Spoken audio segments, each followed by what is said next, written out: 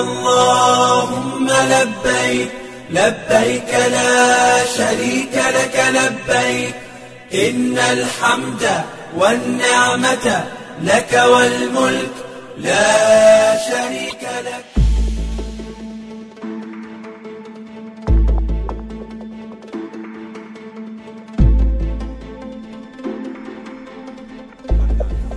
Yang ketiga adalah bahwa NU harus kembali kepada jati dirinya. Meskipun NU ini diberikan sesuatu, NU itu harus tetap. Otoritas Arab Saudi mengumumkan bahwa pihaknya telah menemukan satu kasus infeksi COVID-19 varian Omicron. Ini diperoleh dari seorang penumpang pesawat yang tiba dari Afrika Utara. Individu yang terinfeksi, seorang warga negara Saudi yang telah diisolasi, telah melakukan perjalanan kembali dari negara Afrika Utara, ujar dalam keterangan resmi Kementerian Kesehatan Saudi dilansir dari SPA pada Rabu 1 Desember 2021. Penemuan kasus ini sendiri terjadi saat Saudi mulai membuka pembatasannya untuk jamaah umrah dan haji yang datang dari beberapa negara, Indonesia termasuk di dalamnya.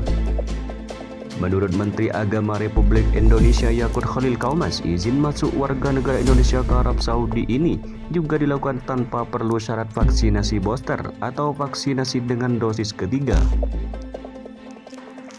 Tidak lagi ada persyaratan booster, namun tetap harus mematuhi protokol kesehatan dengan menjalani karantina institusional selama 5 hari. Ini harus dipatuhi dan menjadi perhatian bersama, ujar Gus Yakut. Sementara itu, kasus varian Omicron sendiri mulai ditemukan di banyak negara. Selain Saudi, negara lainnya yang mengumumkan penemuan infeksi varian ini adalah Nigeria.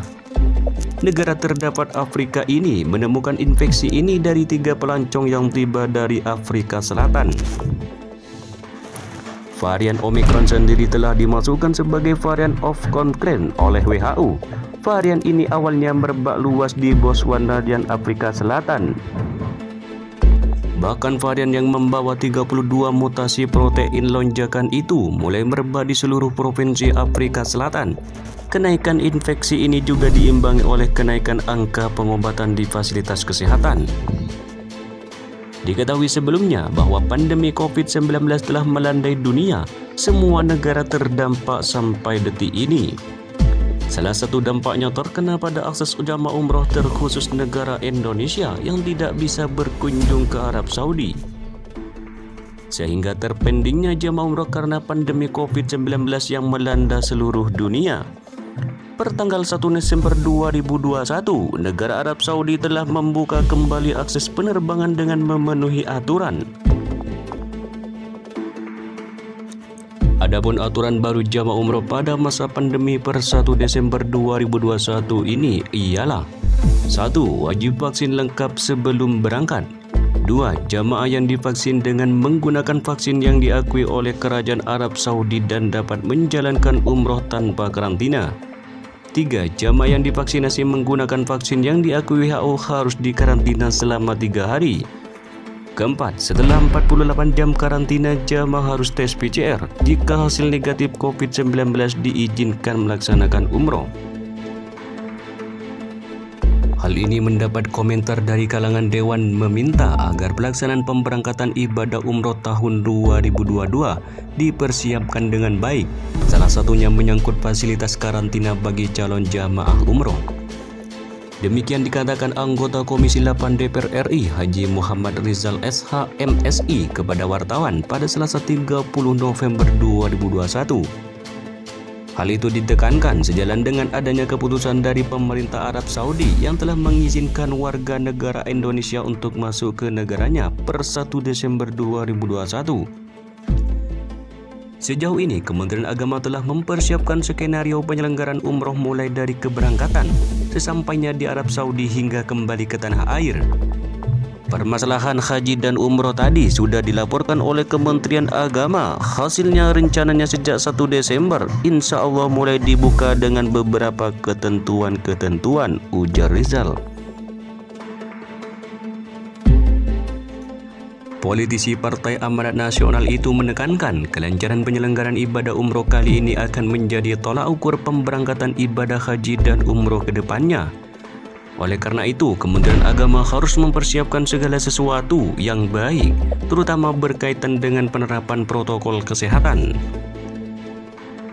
Kalau kita berhasil pada umroh kali ini dengan cara-cara yang kita buat sedemikian rupa, mudah-mudahan bila berhasil bisa diberi kesempatan lagi. Ini jadi tolak ukur bagi pemerintah Saudi bahwa Indonesia sudah punya komitmen terkait protokol kesehatan COVID-19, ujar Rizal. Untuk karantina calon jamaah umroh misalnya, lanjut dia, Kementerian Agama diminta meningkatkan sarana di Pondok Haji Pondok Gede, sebab proses pemberangkatan umroh akan dilaksanakan melalui satu pintu, yaitu di Bandara Soekarno-Hatta, di mana setelah tiba dari daerah masing-masing, calon jamaah umroh harus mengikuti karantina di Jakarta selama 3 hari untuk bisa terbang ke Arab Saudi. Pemberangkatannya satu pintu, jadi umroh nanti makanya sebagai tolak ukur, semua lewat Jakarta.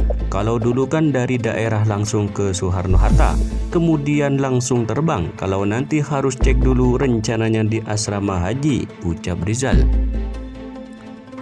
Persentase calon jamaah haji dari daerah juga nantinya ditentukan oleh Kemenak. Misalnya dari daerah A berapa orang, daerah B berapa orang, dan seterusnya. Kemudian mengikuti pengecekan di asrama haji gede. Karenanya sekali lagi ia mengingatkan pelaksanaannya harus dipersiapkan dengan sangat matang.